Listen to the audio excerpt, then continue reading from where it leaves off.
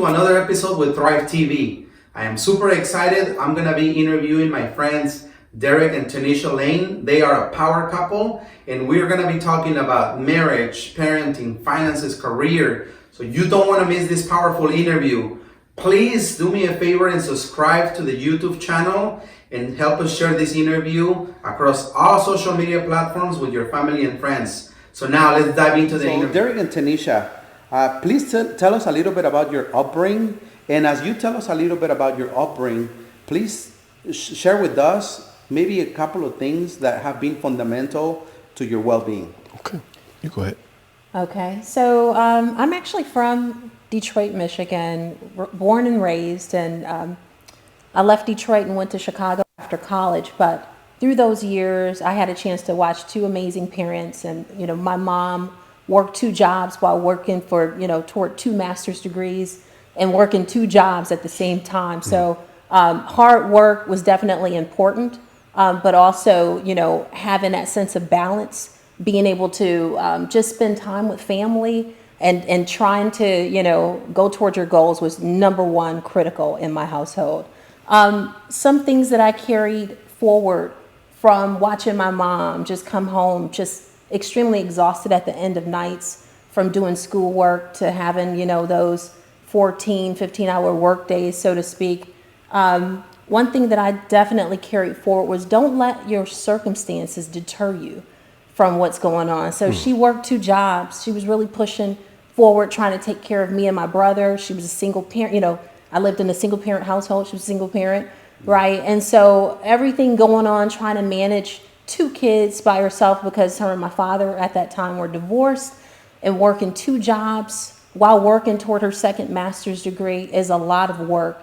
And so she didn't let the circumstances take her off course, and that was one thing that I carried forward. So today, I'm the same way. I work hard. I'm able to spend time with my family. I don't let, those late nights that, I've got to be on calls with overseas suppliers, get in the way of the joy of me still targeting that very end goal that I have in store for my life. So that's one thing for me. Come on, that's powerful. What about you, Derrick? So grew up, born and raised in Chicago, south side of Chicago. And my parents, they were low income parents, but family was everything. Family was everything to them. But one thing, I would say two things that my parents really instilled in me that I still use today is that, one, my father always instilled for me that if somebody does something for you, then you're always supposed to share that. If somebody gives you an opportunity, you're supposed to give that same opportunity to somebody else. That's one thing. My father always stressed that. And two is education is paramount. Education is everything, even if it's not a traditional education. So my parents, when we were young, they put us in everything that you wouldn't see two black kids in. So if it was some sort of camp or some sort of meeting or some sort of trip, everything my parents put us in just to give us exposure to everything.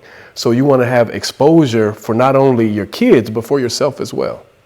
That's powerful, man. And I hope that you guys are taking notes, because if you just grab those principles, those values, right, family values, they'll make a ton of a difference in your lives. So now let's talk about, thank you so much for sharing that. Let's talk about the second thing that I think is going to empower families today. And that is, I've seen you both do very well in your careers. And I know that doesn't happen by accident. You have been intentional about it. So tell us a little bit about your mindset when it comes to career. I can see that you haven't settled for less than God's best, specifically in that area as well. So what practical things can people do to take their careers to the next level? You want to take it, baby? Sure thing. So for me, again, just really focusing on the outcome that you want. Focusing on the outcome and setting goals and having a plan of action to achieve those goals is first and foremost. You cannot manage, anything that you don't put a timetable to, right? And so I think it's just important to know where you're headed, where you want to go, and understand what that gap is. So if, today you're in one place and you know that, you want to elevate into whatever it is, this promotional position. You want to be a doctor, you want to be an attorney, but today you're, you know, kind of a middle management person and you want to be a VP, whatever it is, whatever that next level looks like for you, understand what that gap is, and then, you know, build a plan around the steps that you want to take to get to that next level. And fully immerse yourself in it. If you want to take the island, you have to burn the boats, right? So full immersion is important. And let me think, there are so many things that I could say to kind of color this. It's just important. Being consistent. Being consistent. Do it even when you don't feel like doing it. That's the thing that keeps me going. We've got a 6-month-old son, and, you know, there are nights where I'm up throughout the night, you know, trying to keep him pacified, right? But I know that we've got business goals that we're trying to accomplish, and there's a next level for me, even at the next level, right? You have to continue, right? It's a continuous thrive that you're on, a continuous track of elevation in your life. But just do it even when you don't feel like doing it. So those are a couple things that I would recommend. Just keep pushing forward. That's I good. love it. That's good. What about you? I echo everything my wife said, as well as one thing is to believe it. Believe that you are in that position already. Yeah. Believe that you deserve to be in that position. Believe that you have everything already in order to be in that position. Sometimes, you know, people think that, oh, well, I'm too tired. I'm not educated enough. I don't have enough this. I don't have enough time for that. Take that not or don't out of your vocabulary and really, truly start to believe it first, and then start acting on that beliefs. Because once you believe that you are, then you can walk as you are. You can talk as you are, and you can do as you are. Yeah. And I would also add to that, that's so great, babe.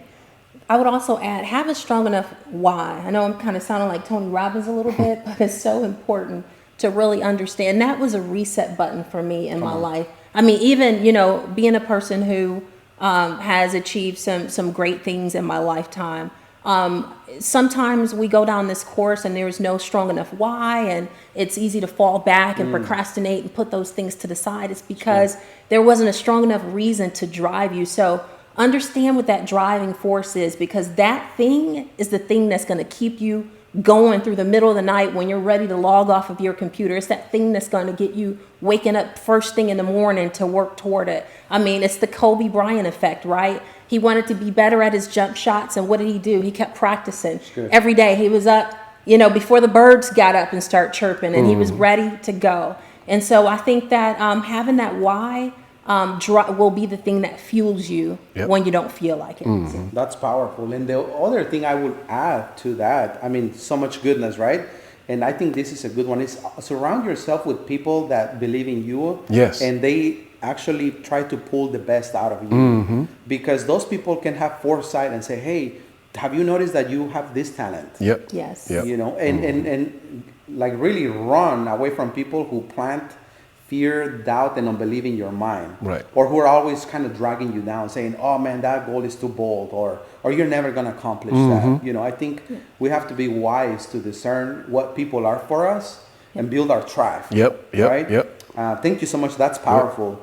So now let's talk about the next one. A lot of people that I talk to on the financial classes, or that they want to buy a house, they always tell me, well, I don't have time for this, or I don't have time for that. And I always say, we all have 24/7, 365, right? So in regards to that, what practical advice can you give to the viewers today on time management, and how do you fight to protect your time in your parenting? Yes. I would no doubt say that you have to be intentional about your time, the time that you spend and how you allocate your time, because it's so easy to just be adrift, right? If you don't set your time and plan your time right, the time will plan it for you, and it could be completely wasted, and you'll look back on your life like, where did time go? I mean, that's a common thing. We're like, oh my God, where did time go? And you don't want to be at the end of your life not having accomplished the things that you set out to do because you kept putting it off. So I say be intentional about your time. Some things that have worked for us, at least in recent years, have been time blocking. You know, so when we're off of our computers at dinner time, having moments of analog time where there's no technology, just completely blocking out time strictly for family. I mean, Derrick, you're so strong on having analog time.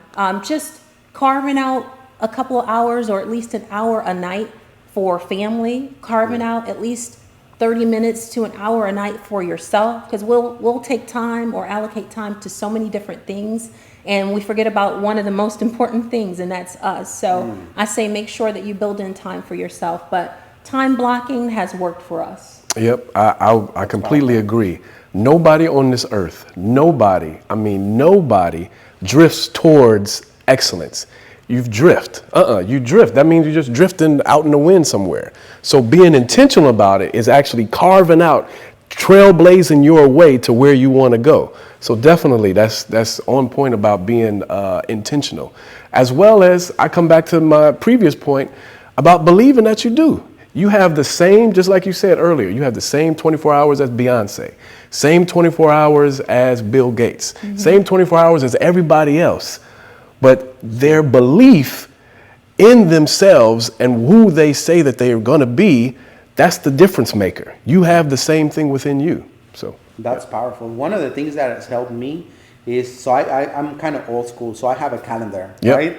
So my wife is like, hey, our friends want to hang out. So I'm like, okay, what day? Because like we know that Sunday through Thursday, we got to put Daphne to sleep early. So those nights we're kind of restricted on, going out, because we want her to get good rest, right?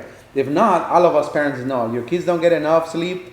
You know how it's going to go the next morning, right? Yes. And so just, I think, like you said, time blocking, being intentional, One of my mentors taught me, like, don't let the day happen to you. You happen to your day. That's good. Yep. So plan your day, plan your week, plan your month, plan your year, and put in there, right? Like, strategically, what is it that you want to do? Yes. Is it, and we'll step into this a little bit, but thank you so much for sharing that. Is there anything that you do specifically in your parenting? I definitely make time, make specific time periods each week. So I want to have a balance with my daughter.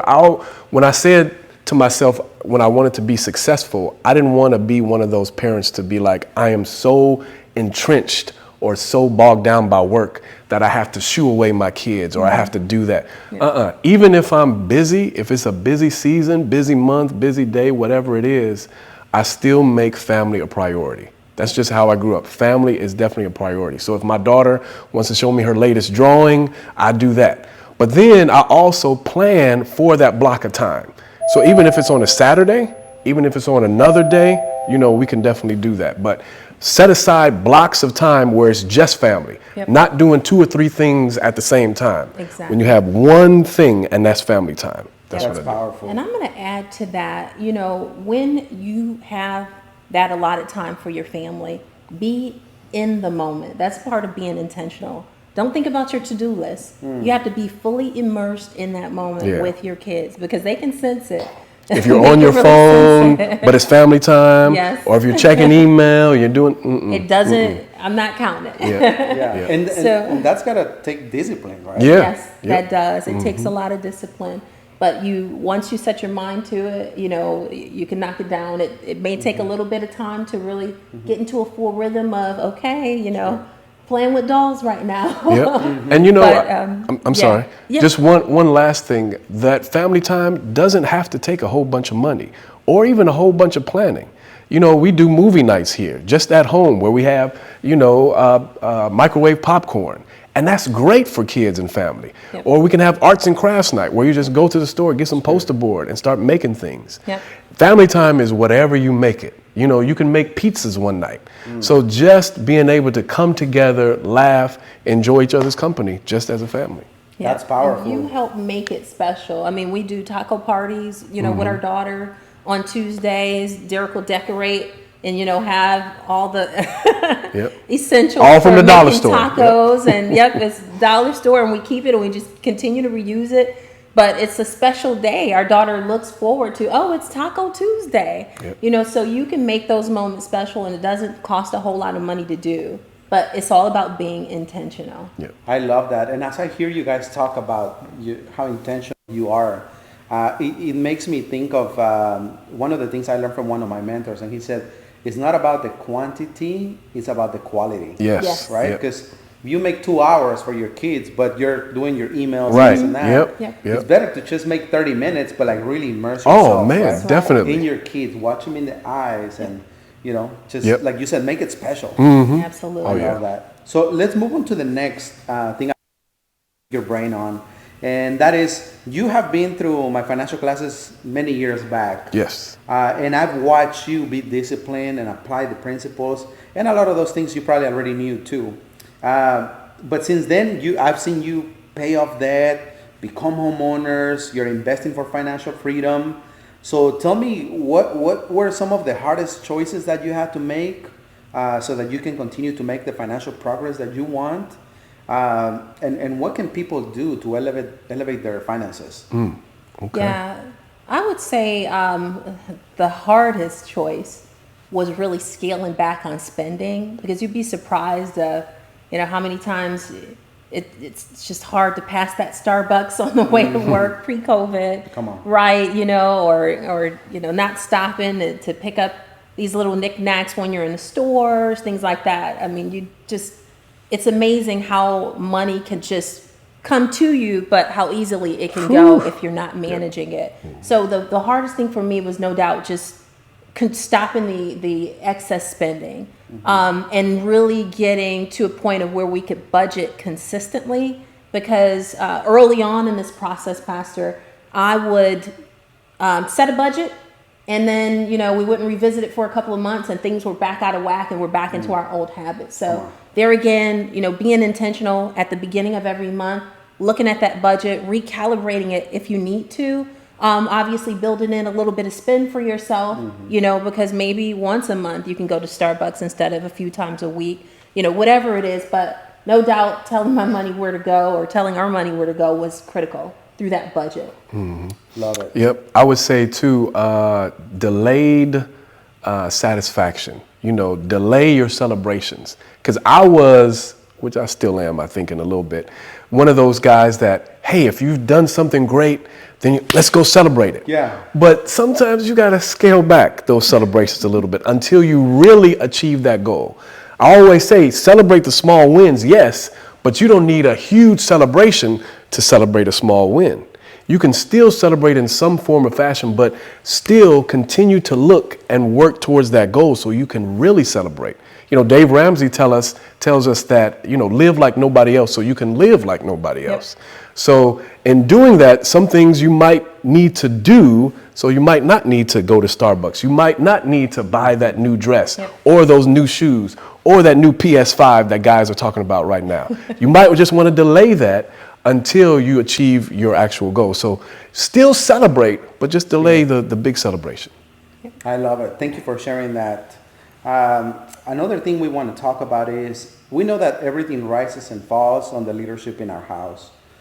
So I've seen you lead a powerful marriage, and I know that doesn't happen by accident, right? So please give us a little bit of advice when it comes to married couples who are trying to take their marriage to the next level, whatever that looks like for you guys. Tell us a little bit about how maybe some of the things you've done intentionally to keep a healthy marriage, because we know that doesn't happen. We see divorce all the time. Yep.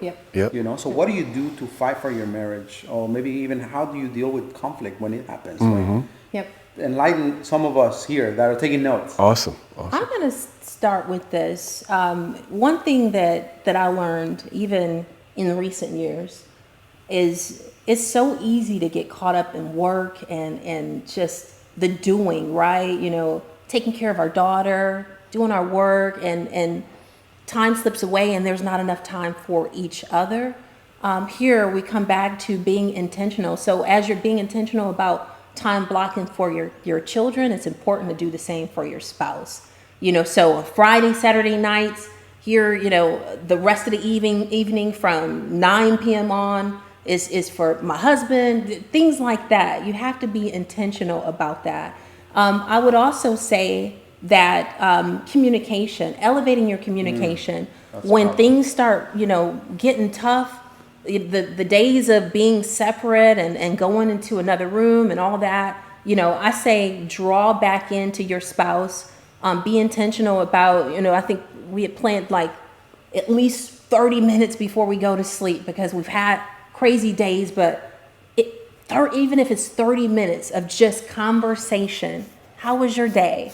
What are you trying to work on tomorrow? Just that could change so many things because there's no secret to what's going on in your husband's life or your wife's life. If you haven't really had time to talk to them, this just assures that connection. And I felt that we got closer at a time when I was spending a lot of time traveling in China, things like that. I think having just carving out 30 minutes a night just to talk, nothing else, just to talk to your spouse will help elevate your marriage and draw you near to your spouse and just help you be more connected to your spouse. Yep. I think that's spot on. I would also say, from my point of view, to speak over your mate. Speak over them. It doesn't matter if they made you mad, if you don't understand them. Speak words of life over your mate. Say, yes, I have a loving wife. Yes, my wife loves me. Yes, she is the greatest thing since sliced bread. Yes, all of these things I speak over my wife every day. I speak life into her and over her. You see how fine she is? I'm lucky. I'm a lucky guy. So let me speak over that every day. And then I watched just our relationship change. And actually, I can honestly say this. I think we're closer now than ever. Yes. Yep. But just speaking that into existence, even before you see it, say, yes, God gave me this incredible mate. So then that changes your mind. That changes your perspective of where you're coming from. Yeah. And I will also say, always pray for your spouse. I mean, just, it should go without saying. You should be a praying, couple. In general, pray for your spouse, pray with your spouse as a family. If you've got children, get them into that rhythm. And then a final point that I would say is when things get tough, this is why the divorce rate is high. And, there are some instances that, maybe divorce is the answer because it's abusive. But just speaking to when things get tough, people are so ready to run. Stay in the ring. I've been ready to tag out a couple times. My husband's been ready to tag out, but just drawing back to that thing that got you together to begin with, the why of why you fell in love, the why of why you chose your spouse or your spouse chose you. And that thing, I remember our first date was incredible. We were both on cloud nine, just remembering, drawing back to those moments.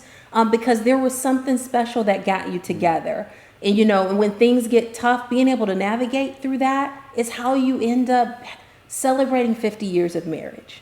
People who had 50-year marriages didn't get there by not having problems. If they tell you then they're a fairy tale. They're something that you watched on TV. It's a cartoon. It's not real. So foremost, just defend your marriage. Keep God at the forefront of it, and don't be so easy to leave the situation. If you need a little breather, if you have to go into another room, for a couple hours, whatever it is, to reset, recalibrate, do that, but be in it to win it. Your spouse is not your enemy. That's the person that you fell in love with, that you said I do to.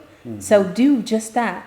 To death do you part. I love that. Thank you so much for your vulnerability sharing. One of the things, especially 2020, what we're dealing with COVID, right? Things have intensified. And so even at home, right? You're not used to having the kids. You're used to them going to school, right? Yes. So it's like the thing that we're used to, our rhythm, it got disrupted, right? Yep. And so one of the things that I tell people, like challenges in marriage are not meant to pull us apart, but to strengthen us. Exactly. Right? And it's how we face those challenges. Yep. And I always tell people, because people say, well, I don't have money or time to date. And I'm like, a divorce attorney is more expensive than dating your spouse. Yes. Right? So I think sometimes we're good to give excuses. And not take ownership of saying, well, if I need to cut somewhere else so that I can prioritize my spouse, you know, or which is whatever, however that looks like for you. But being intentional, going back to what you guys been, I hear you say that a lot, intentional. And it's like, you're not going to build a strong marriage by mistake. Yes, Nope, that's nope. right. It takes work. Yep. It really takes work and being passionate about it. But I think you should fight for your marriages. You know, things are going to be tough, but take that challenge as an opportunity and partner with your spouse. Like, hey, we got to get through this. We're going to get on the other side of this, you know, with hands in the air victoriously.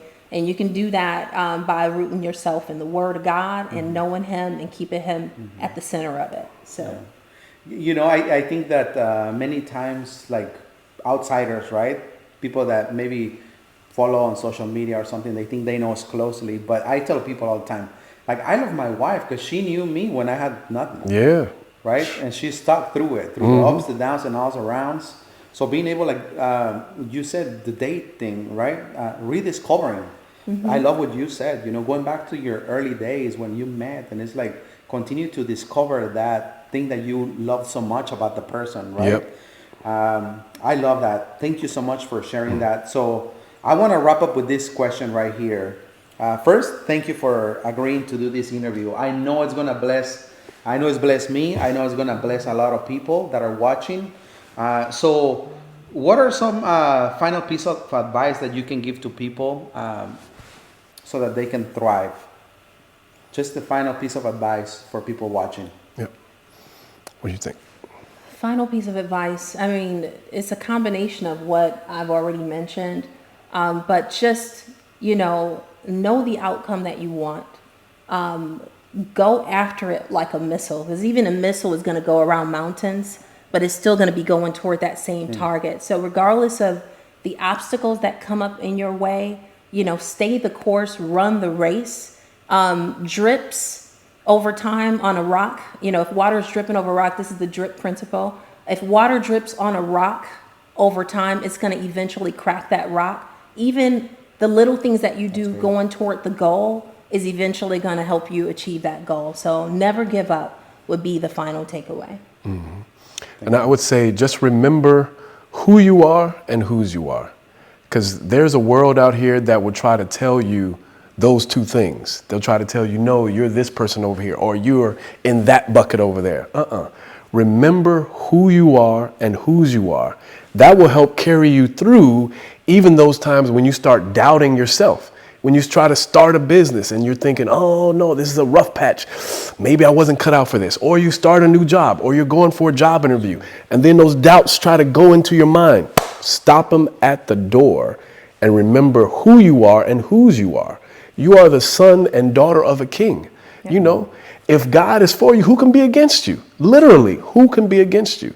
No. So remember those things, and I promise you, you will see success. I love it. Thank you, everybody. Thank you, Derrick and Tunesha, for opening up the doors to your beautiful home, for allowing us to come in and do this great interview.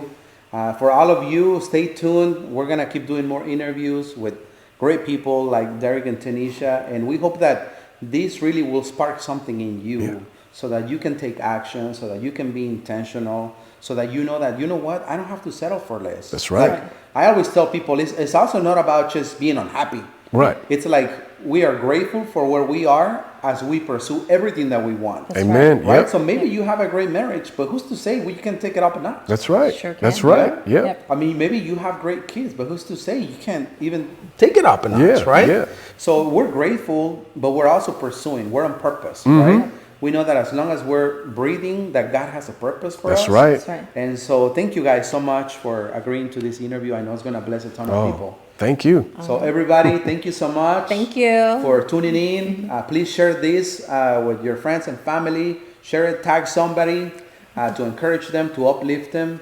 And stay tuned because the best is yet to come.